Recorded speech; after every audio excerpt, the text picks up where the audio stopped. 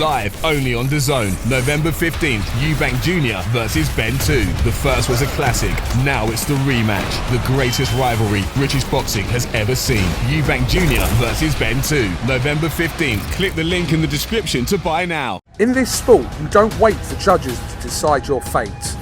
TenexToken puts you in control. Stake instantly, speculate discreetly, and keep your moves private. Register now for your share of the $250,000 prize pool. Multiple winners, bigger chances. TenexToken.io. Terms and conditions apply.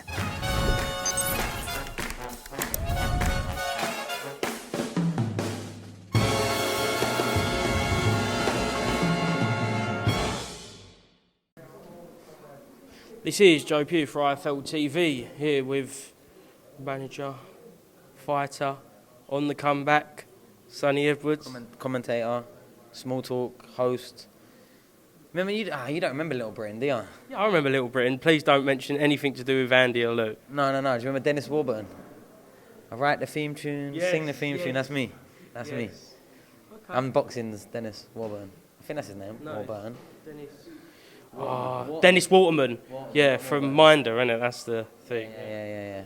But that's me. But you are coming back, right, aren't you? I don't know, to be honest. Everyone just assumes because I've got this. I couldn't even pick up my sons or, have a little mess about with them without any sort of pushback. Anytime this happened on my left wrist, I had arthritis for the last 3-4 years. In camp for my British title fight against Braithwaite, I damaged my left hand sparring my brother. I threw a jab, he jumped in and threw a jab, and my wrist pinged back and it blew up. Still fought, no injections, no painkillers, no nothing. Beat him, and then every fight since then I've had to have an injection in my wrist.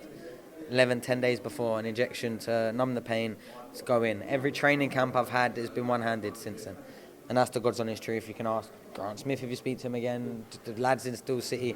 I've been one-handed. I couldn't even just hold a top press-up position with my left hand in my hand like that.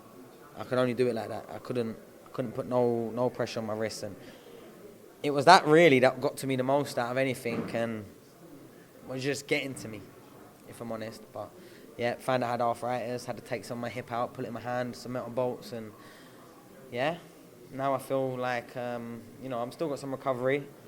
I still haven't got complete flexibility in my hand, but I've got a lot more confidence in it now, just for my life, because it was genuinely impeding parts of my life outside of the ring.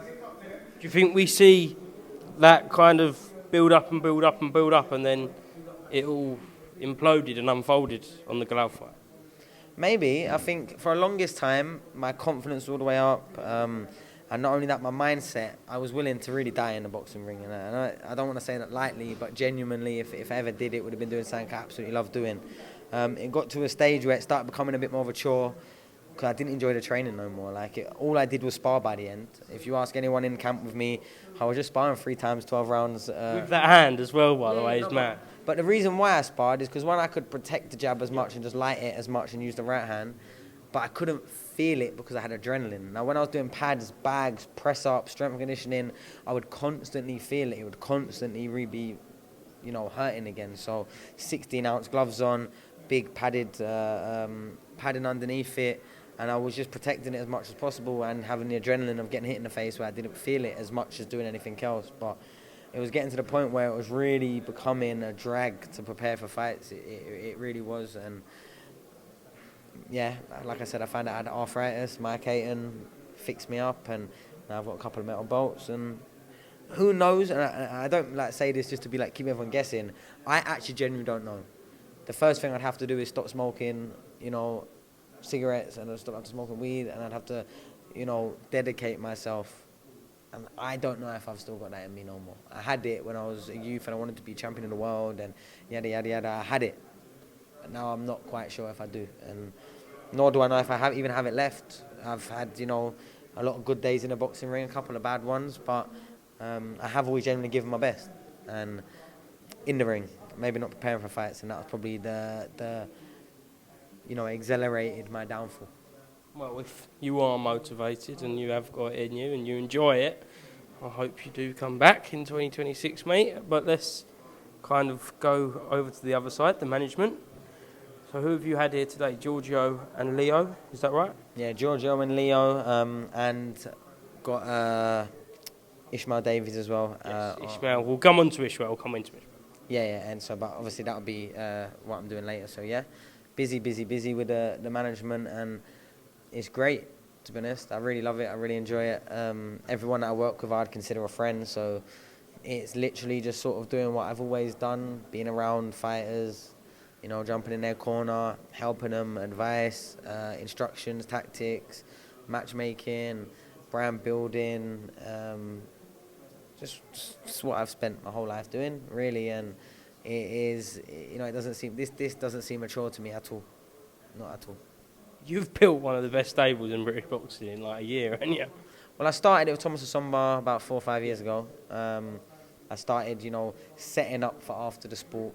Because, like I said, I knew I had to have the big fights now because I didn't know how long my body would keep going for. I know it sounds nice to say, but that is generally the truth. I started managing from Thomas, got a few more small hall fighters that I work with, don't work with anymore, and then bit by bit, if you look at, without going through the whole list, and I don't mean to offend any of them, but if you just look at the likes of Giorgio, Leo, young Bobby Flood as well, that's just signed a standout amateur.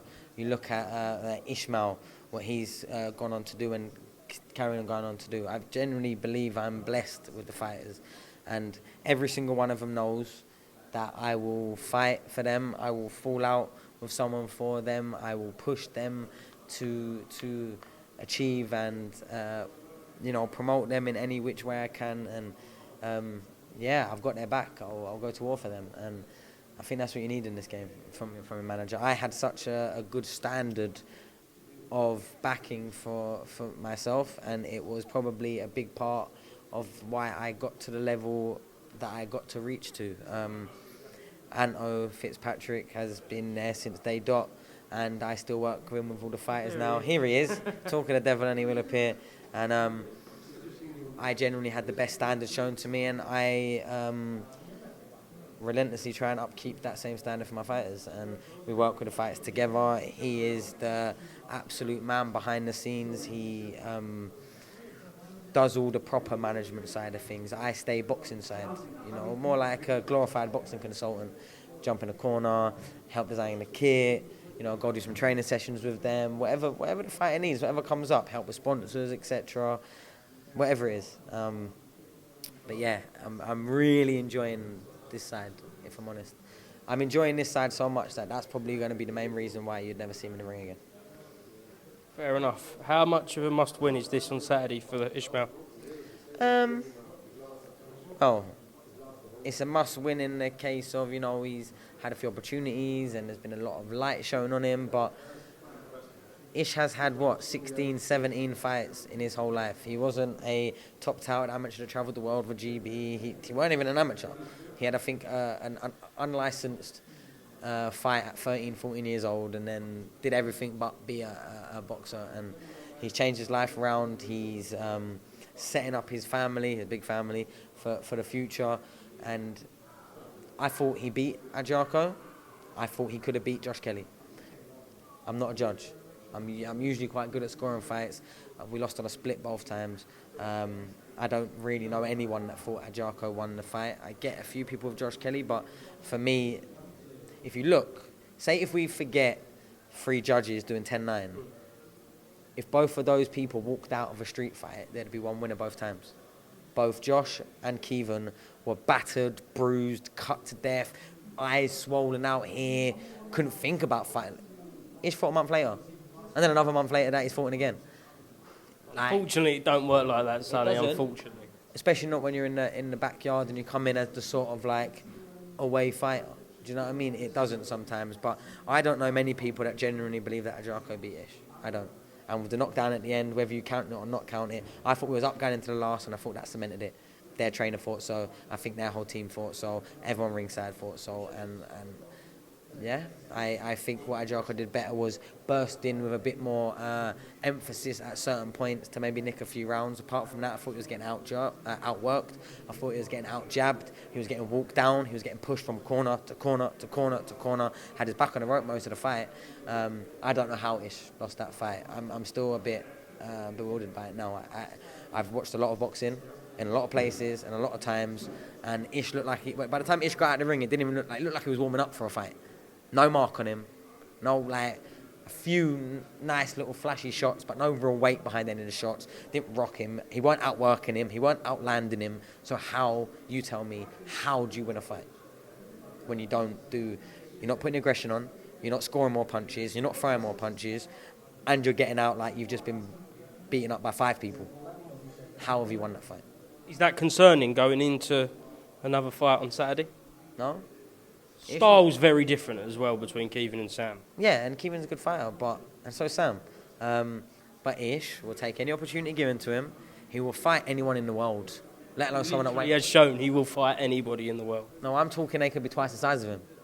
If it come to it outside there, he's not blinking twice before fighting anyone in the world. If they got stuff in their hands, in their pocket, they got friends with them, Ish will fight. Ish is a fighter. He learned fighting not in boxing, not competing in boxing. He learned fighting with odds stacked way against him all the time. And he'll fight anyone. So he could lose the next 10 fights, and the phone rings, and they want to see him in a fight, he'll fight again. I don't think he will. I think we're going to be British champion, and I think we're going to do it. I think the lifestyle he lives compared to the rumours of what Sam Giddy lives, I think him blowing up weight and down all the time, liking a night out. I've seen him on a few of them. But nice lad. Don't get it twisted. Nice lad. I like Sam. He's all right. But I think that is going to pay dividends in this fight, if I'm being perfectly honest, because Ish is on it, man. And he's still trying to get that moment in the sun. He's still trying to get that, yes, this was all worth it. Because every time he's got to the highest level, twice, like I said, I think we could have, in a slightly parallel universe where Ish is the favoured fighter, I think he's only lost once, and that's against Bokacek. Last thing, Eubank Jr. bed 2 this weekend. What did you make of the whole ambulance video that Chris has put out? Well, I actually remember trying to get out of the stadium myself that night, and we were sat in the back entrance where all the fighters were leaving, and we were stuck there for about an hour and a half. We was actually blocking in Cole Palmer's minibus. Yeah, his Vito, whatever it's called. We was blocking him in. He ended up legging it and going to get a taxi, I think. He just walked out of his coat and his mask up. Didn't ask him for a picture, I kind of shot it. He's my favourite footballer in the world. And I just sat there like, I wanted to get and ask for a picture, but I didn't. I regret it now. If that was anyone in boxing, you'd be straight up there, but just shows the actual star power footballers hold for boxers. Yeah, and you'd think, I'm not saying I'm the most famous person in the world, but I've probably stopped and smiled for 500, 1,000. More than that. 10,000 maybe, over the last however many years. And everyone that's ever asked me for a picture has got one. So I think if anyone deserves a picture of Carl Palmer, it would be me, you know what I mean? But he would have done it as well, I'm sure. 100%, but... he'd have been asking for a picture of you if he'd have seen you. No chance. Right, back to the ambulance thing, yeah, what did you kind of think? I know the accusations there, but yeah, is it a cause for concern? No. I still think unless he apologises at some moment for saying that it was Eddie Hearn that did it, he's going to get sued and he's going to lose. And Chris Eubank Jr. must be the most fined boxer of all time. The most, loss of earnings through just some stupid thing of all time. But... do you think all the money that he's been fined, most boxers won't earn in their whole career? Yeah, only the top 1%. The money he's lost on penalties and fines, yeah, most fighters, 98% maybe, will have never seen even remotely close to that. But he's seen a lot more than that. So, he you know what I mean? You got it to get taken. Hopefully it comes off his tax bill. But no, I think it's ludicrous saying that Eddie has done it, because at the end of the day, Eddie needs a second fight to happen, because, it's very profitable for the business of Matchroom and everyone involved for this fight to happen. So he's not going to try and block it. It was completely gridlocked. For me, Tottenham's not really made for these nights. Wembley a bit better, but still, you're still locked. You're still gridlocked for 45 minutes, an hour. Tottenham, way worse. I don't think it's built for it. I don't think it's got the hotel infrastructure for it. I don't think it's got the road infrastructure for it. It's a problem when you build these stadiums in the middle of, the built-up areas, is when 90,000, 80,000, 70,000 people want to leave. It's hard, you know what I mean? And I do genuinely believe that Chris has a right to be annoyed, in a different country. If that was in Saudi, there would have been 4, 6, 8 convoy police cars, blue lighting, separating the road and making sure he got out. But we're not in Saudi, we're in London, and they don't really do that for athletes here. Do you know what I mean? All I'm saying is I've had fighters with splits exactly similar to what I've got on my head from a fight, and the doctor from the British Board wouldn't even look at it after, and was getting to tell him, "Dog, I got a penny, I can't do nothing with that." To the point of, shout out Yaz, who's helped out more fighters recently, came 10 minutes down the road, because was in Sheffield, thank God, and stitched up 3 fighters that night. So it's not just at the top end. It's not that this stuff that doesn't just happen. It happens more than it should. And who's to blame? I don't know. Way above my pay grade, that conversation. But yeah, it definitely wasn't Eddie. Like, stop, no, you can't go nowhere. Don't open that gate. You know what I mean? Eddie was probably in the car park trying to get out himself. You know what I mean? Like, doing interviews until he didn't, and then was trying to leave himself. He weren't stopping the gates from being opened in the back of the security control room, which they probably didn't open because there was like gridlock just outside of that. You could see how many people was there. There was like 100 people surrounding the ambulance. Couldn't even drive through the people, let alone go through the gates that was closed. But I think it was, just more of a logistical error. And maybe, just maybe, when we have fights, there should be a hospital at the venue. You know, not just a doctor that goes, "Oh, you're right, oh, you're banned for 28 days. I'm talking actual equipment. I'm talking actual ready to do something that might really be serious doing at the venue. And okay, it would be very hard to get across all the small halls, but when the fighters are earning millions and millions and millions and millions and millions, that 50k expense to get a whole little team there ready and a room in a football stadium where it can literally go as like a hospital room straight away, I don't think it's too much to ask for, to the point of you actually have to go to hospital. We shouldn't need to. You'd like to think so, but it's not going to happen, is it? Because, what's that Michael Jackson song? All I want to say is that they don't really care about us. Yeah. Because they don't. They do not care about boxing. I said it years ago, and I'll say it again. I said it years ago. No one cares about us, not the fans, not anyone that really works in the sport. No one gives a fuck. Because we're desensitized, man. It's expected of us to get in there and get our head punched in, man. It's part of the job. I care about you, mate. It's all good. Sonny, thank you very much for speaking to IFLTV. We'll catch up soon. Live only on DAZN, November 15th, Eubank Jr versus Benn 2. The first was a classic, now it's the rematch. The greatest rivalry British boxing has ever seen. Eubank Jr versus Benn 2, November 15th. Click the link in the description to buy now. In this sport, you don't wait for judges to decide your fate. TenexToken puts you in control. Stake instantly, speculate discreetly, and keep your moves private. Register now for your share of the $250,000 prize pool. Multiple winners, bigger chances. TenexToken.io. Terms and conditions apply.